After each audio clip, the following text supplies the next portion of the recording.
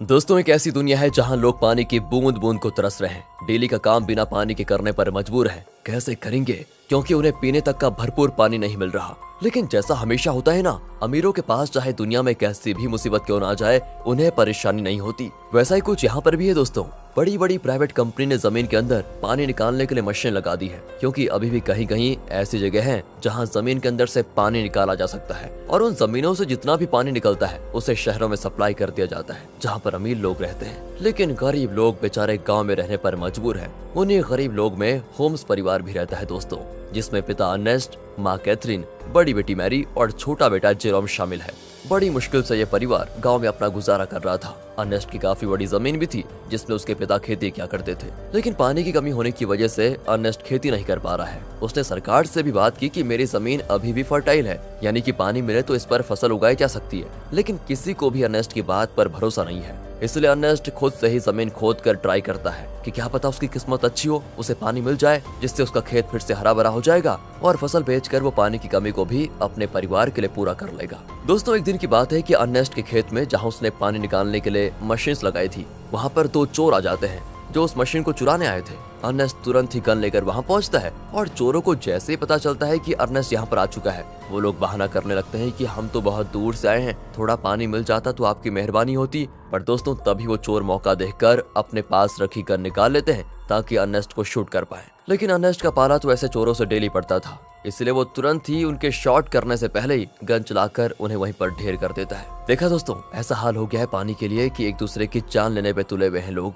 Ernest अपनी machine को check करने आता है, लेकिन बेचारे को पता चलता है कि यहाँ से जो थोड़ा बहुत पानी निकलता था वो भी खत्म हो चुका है। इसका मतलब कि अब उसे दूसरी जगह फिर से गड्ढा खोदकर मशीन लगानी होगी ताकि वहाँ से पानी निकाला जा सके। अर्नेस्ट अब जेरोम के साथ वाटरमैन के पास जाता है। दोस्तों, वाटरमैन ऐसे लोगों का ग्रुप है जो प्राइवेट कंपनी के लिए काम करते हैं, बड़ी बड़ी मशीनों को लगाना ताकि अंदर से पानी निकाला जा सके, और ये पानी शहर में सप्लाई किया जाता है। वैसे अर्नेस्ट इन लोगों को शराब या खाने पीने की चीजें डिलीवर करने का काम करता है। वो शहर से सारी चीजें अपने गधे पर लाद कर लेकर आता है और इन वाटरमैन को दे देता है। उन्हीं वाटरमैन में मैक्स नाम का एक आदमी भी शामिल है, जिससे अर्नेस्ट की थोड़ी अच्छी पहचान होती है। अर्नेस्ट मैक्स से कहता है कि देखो भाई, तुमने यहाँ बड़ी मशीन लगाने का काम शुरू कर दिया है। यहाँ से थोड़ी दूर मेरा खेत है जहाँ पानी आता था वैसे, लेकिन तुम्हारे यहाँ वो बड़ी मशीन लगाने की वजह से जो थोड़ा बहुत पानी मेरे खेत को मिलता था, अब वो भी बंद हो गया है। क्या तुम अपनी इन बड़ी मशीनों की लाइन दूसरी जगह नहीं लेकर जा सकते? मैक्स कहता है कि ये तो मेरा काम नहीं है, तुम्हें बात करनी है तो तुम हमारे बॉस से जाकर कर सकते हो। अर्नेस्ट को पता होता है कि बॉस तो उसकी सुनने वाला है नहीं,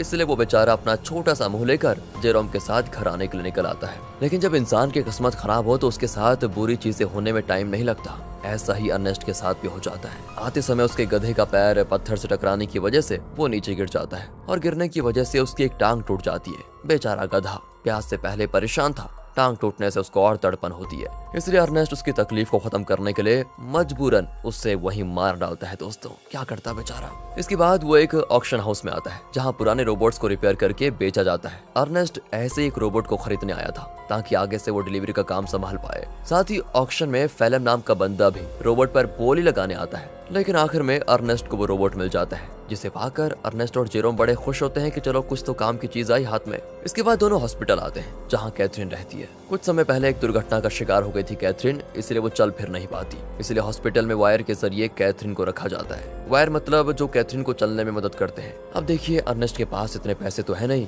कि वो वायर का सिस्टम खरीद कर घर लेकर आ पाए, इसीलिए वो और उसके परिवार के लोग हॉस्पिटल में ही कैथरीन से मिलने आए जाया करते हैं। अब हॉस्पिटल के बाहर अर्नेस्ट की मुलाकात रॉबी नाम के बंदे से होती है, जो अर्नेस्ट का बढ़िया दोस्त है, काफी ज्यादा करीबी है। उसके पास तो रहने के लिए घर तक भी नहीं है, साथ ही वो दिमाग से भी थोड़ा कमजोर है, इसलिए अर्नेस्ट उसके पास जो थोड़ा बहुत पानी होता है वो रॉबी और उसके परिवार को दे देता है, क्योंकि भले ही अर्नेस्ट के पास भी पानी की कमी है, लेकिन बंदे का दिल बहुत बढ़िया है यार। अब वहाँ से अर्नेस्ट जैसे ही घर आता है ना, उसके पास फेलम पहुँच जाता है, जो उससे कहता है कि मुझे तुम्हारा रोबोट चाहिए, कुछ जरूरी काम है। अर्नेस्ट को पता था कि फेलम एक नंबर का बदमाश आदमी है, वो रोबोट वापस करने में नाटक करेगा, इसीलिए दोस्तों अर्नेस्ट रोबोट देने से साफ मना कर देता है। साथ ही दोस्तों, मैं आपको बता दूं कि फेलम और अर्नेस्ट की बेटी मैरी का एक दूसरे के साथ चक्कर चल रहा है। अर्नेस्ट ने कई बार मैरी को समझाया कि वो फेलम से दूर रहे, वो अच्छा इंसान नहीं है, लेकिन मैरी है कि सुनने को तैयार ही नहीं होती। फिल्म की वजह से वो तो अपने पिता से भी नफरत करने लगी है। बताओ दोस्तों, माँ बाप कभी गलत होते हैं क्या? जो बच्चे माँ बाप की बात नहीं मानते उनके साथ तो बुरा होता ही है। कहीं मैरी के साथ भी कुछ बुरा ना हो जाए। खैर, आगे देखते हैं। अगले सीन में अर्नेस्ट एक और जगह गड्ढा खोद रहा होता है, इस उम्मीद में कि शायद वहाँ से कुछ पानी निकल जाए,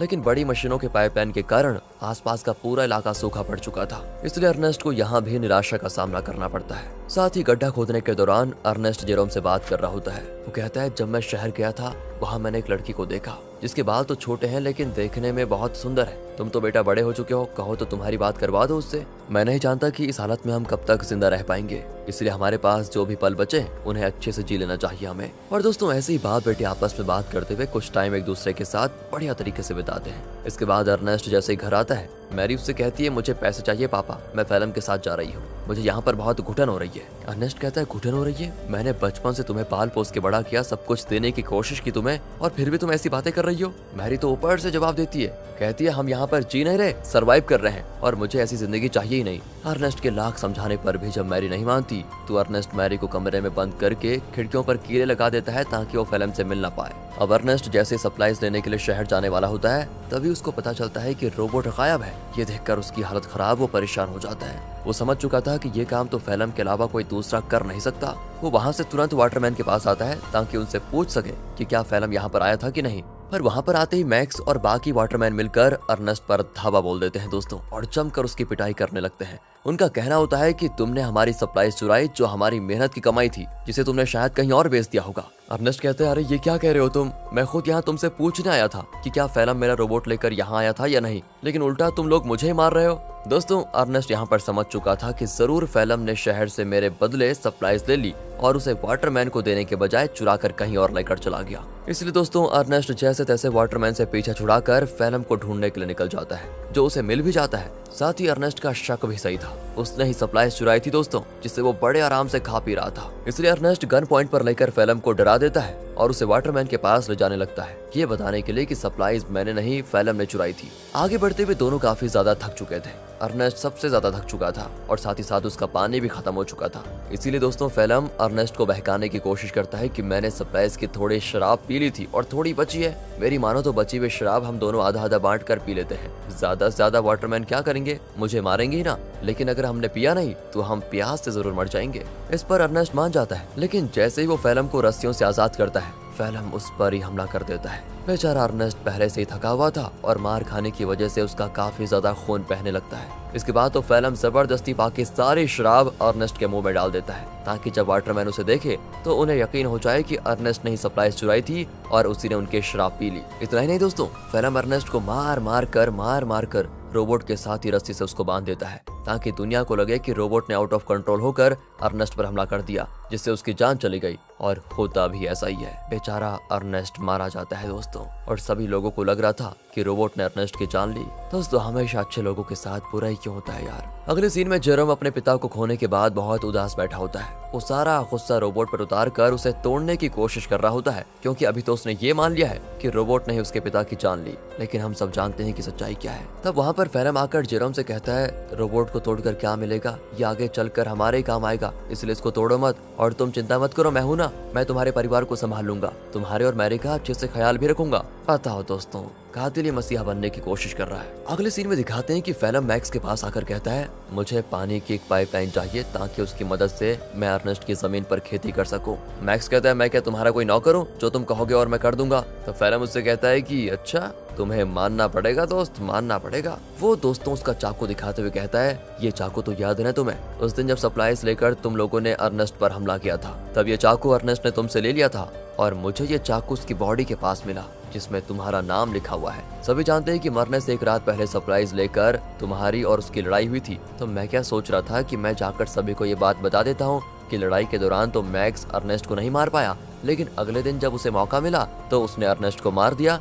और आरोप डाल दिया रोबोट पर। यह सुनकर मैक्स घबरा जाता है और फिल्म की बात मानते हुए कंपनी से छुपाकर एक सीक्रेट पाइपलाइन अर्नेस्ट के खेत में चालू करवा देता है, जिससे दोस्तों खेत को पानी मिलना शुरू हो जाता है। सभी बड़े खुश होते हैं कि यहाँ पर फिर से खेती हो सकेगी। फैलम दोस्तों डेली हल जोतता है ताकि फसल उगा पाए। देखते देखते उसकी मेहनत रंग ला जाती है और खेती में चारों तरफ फसल उगने लग जाती है, जिसे देखकर जेरोम और बाकी सभी बड़े खुश होते हैं। साथ ही फैलम और मैरी रिलेशनशिप में भी थे, जिस वजह से मैरी प्रेग्नेंट हो चुकी थी, इसलिए उन दोनों की शादी करवा दी जाती है। शादी से फैलम बड़ा खुश था, लेकिन अंदर ही अंदर उसे ये भी याद आ रहा था कि ये सब अर्नेस्ट का था जो उससे मैंने छीन लिया। आज वो जिंदा होता तो ना ही मैरी से उसकी शादी होती और ना ही ये खेत उसे मिलता।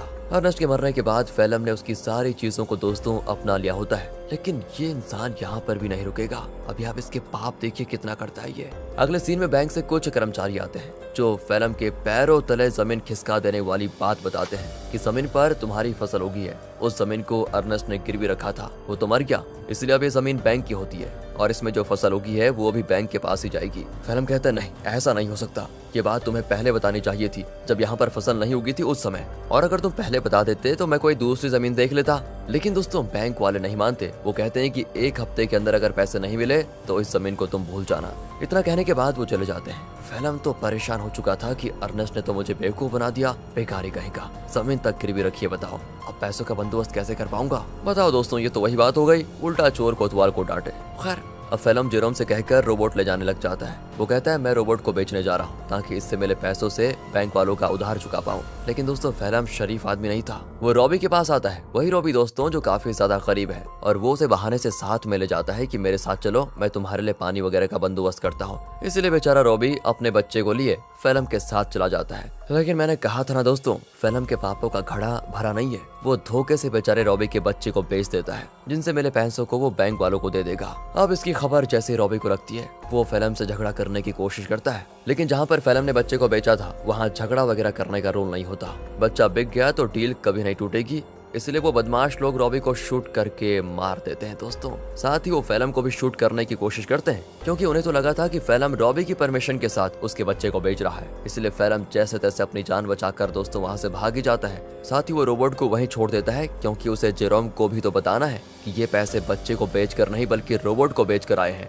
क्या कहें दोस्तों, कितना बुरा आदमी है यार फैलम। तभी तो दोस्तों अर्नेस्ट अपनी बेटी मैरी को मना कर रहा था इसके साथ रहने के लिए। अगले सीन में बैंक को पैसा देने की वजह से जमीन फिर से फैलम की हो जाती है, तो वहीं रोबोट आगे बढ़ते हुए अपने ओरिजिनल ओनर के पास जाने के लिए निकल पड़ता है, क्योंकि जब वो बदमाश लोग फैलम और रॉबी को शूट कर रहे थे तो कुछ गोली रोबोट को भी लग गई थी, जिससे हुआ ये कि रोबोट की डिफॉल्ट सेटिंग ऑन हो गई और इसीलिए वो अपने ओरिजिनल ओनर के पास जा रहा है जो कि शहर में रहता है और ओनर का नाम है कैल्विन। वो जैसे उस रोबोट को देखता है तो बिल्कुल हैरान हो जाता है कि ये किसका रोबोट घूमकर वापस मेरे पास आ गया। उस रोबोट पर दोस्तों अर्नेस्ट का नाम लिखा हुआ था, इसलिए कैल्विन रेडियो के जरिए अर्नेस्ट से संपर्क करने की कोशिश करता है ताकि वो आगे आए और अपने रोबोट को वापस लेकर जाए। जेरोम तो जैसे ही रेडियो को ऑन करता है तो बिल्कुल हैरान हो जाता है कि फैलम ने तो कहा था कि उसने रोबोट को बेच दिया, अब ये कैल्विन बता रहा है कि रोबोट उसके पास है। इसलिए दोस्तों वो डिसाइड करता है कि अगर कैल्विन रोबोट वापस देना चाहता है तो कोई नहीं, ये तो बहुत अच्छी बात है, मैं जाकर उसको ले लेता हूँ। अगले सीन में जेरोम को रॉबी की पत्नी दिखाई देती है, जो रॉबी और उसके बच्चे के वापस न आने पर सदमे में जा चुकी थी। वो एक गुड़िया लेकर रॉबी और अपने बच्चे के आने का इंतजार करती है। सच में दोस्तों बेचारी के साथ बहुत बुरा हुआ ना। एंड इस चीज को देखकर जेरोम को लगता है कि जरूर कुछ तो बात है जो फैलम छुपा रहा है। जिसके बाद वो शहर के बॉर्डर पर आता है, लेकिन 18 साल से कम होने की वजह से गार्ड्स उसे शहर में जाने नहीं देते। तब वहाँ पर एक लड़की आती है जिसका नाम अना है। वो जेरोम से कहती है मेरे पास आ जाओ, मैं तुम्हें शहर भिजवा सकती हूँ, वो भी बहुत कम पैसों में। जेरोम जैसे ही अना को देखता है तो बिल्कुल हक्का बक्का हो जाता है, क्योंकि वो हूबहू वैसी होती है जैसा कि अर्नेस्ट ने उसे छोटे बालों वाली उस लड़की के बारे में बताया था। याद है ना दोस्तों, जब अर्नेस्ट जेरोम से कह रहा था कि तुम्हारी शादी कर लेते हैं, उससे बात कर लेते हैं तुम्हारी, तो दोस्तों जेरोम उससे फिर अर्नेस्ट के बारे में पूछता है, लेकिन वो तो जानती ही नहीं अर्नेस्ट को। जेरोम भी आगे कुछ नहीं कहता और इसके बाद वो जेरोम को शहर तक जाने वाली सामान की गाड़ी में छुपा कर बैठा देती है और उसकी मदद से जेरोम शहर पहुंच जाता है। अब शहर आने के बाद जेरोम कैल्विन से मिलता है, जो उसे उसका रोबोट वापस कर देता है। रोबोट को जो गोलियां लगी थी कैल्विन ने उसे भी रिपेयर कर दिया था, साथ ही उसने रोबोट की सेटिंग भी सही कर दी थी। तब जेरोम जैसे ही रोबोट को ध्यान से देखता है तो पता चलता है कि इसमें तो कैमरा लगा हुआ है जो कि लेजर बीम की मदद से वीडियो रिकॉर्ड करता है। वीडियो साफ रिकॉर्ड तो नहीं होता, लेकिन इतनी क्लियर जरूर होती है कि उसे देखा जा सके। और तब उन वीडियोस में जेरोम को उसके अर्नेस्ट के साथ बिताए हुए पल दिखाई देते हैं जिन्हें रोबोट ने रिकॉर्ड कर लिया था। उन्हीं वीडियो में दोस्तों वो वीडियो भी होती है जब फेलम अर्नेस्ट को मार रहा था और रस्सी से बांधकर उसे रोबोट के साथ जोड़ दिया था। इस चीज को देखकर जेरोम को एकदम से सदमा लगता है। उसे सच्चाई का पता चल चुका था कि उसके पिता का मरना कोई एक्सीडेंट नहीं था बल्कि फेलम की सोची समझी साजिश थी। इसलिए वो रोबोट को लेकर वापस घर आ जाता है और आते ही फेलम को ये नहीं बताता कि उसको सब कुछ पता चल गया है, क्योंकि अगर मैरी को मालूम पड़ा कि ये सब फेलम ने किया तो वो तो सदमा बर्दाश्त नहीं कर पाएगी। ऊपर से वो प्रेग्नेंट भी है। इसीलिए जेरोम एक प्लान बनाता है। वो फेलम से कहता है कि मैंने रेडियो पर सुना कि रॉबी तुम्हें बुला रहा है। अब ये सुनकर फेलम परेशान कि रॉबी तो मर चुका है, ये कौन सा रॉबी बुला रहा है। इसलिए वो कहता है कि शायद वो कोई दूसरा फेलम होगा जिसके लिए वो रॉबी बोल रहा है। अब प्लान फेल होता देखकर जेरोम एक लेटर लिखता है फेलम को,